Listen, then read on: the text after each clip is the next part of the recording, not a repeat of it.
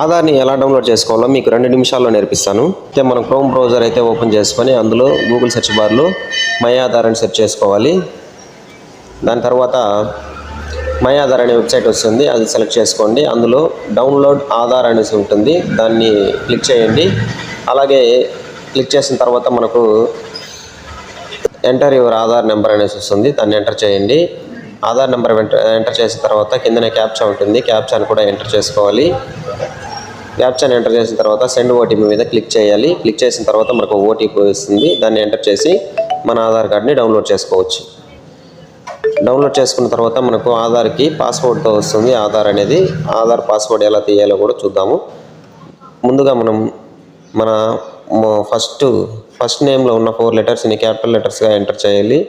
దాని తర్వాత మన డేట్ ఆఫ్ బర్త్ ఇయర్ మాత్రమే ఎంటర్ చేయాలి. ఎంటర్ చేసి ఓకే మీద ప్రెస్ చేస్తే మనకు ఆధార్ అనేది ఓపెన్ అయిపోతుంది. తర్వాత మనం ప్రింట్ తీసుకోవచ్చు, డౌన్లోడ్ చేసుకోవచ్చు, కాపీ చేసుకోవచ్చు అండి. Thank you, bye.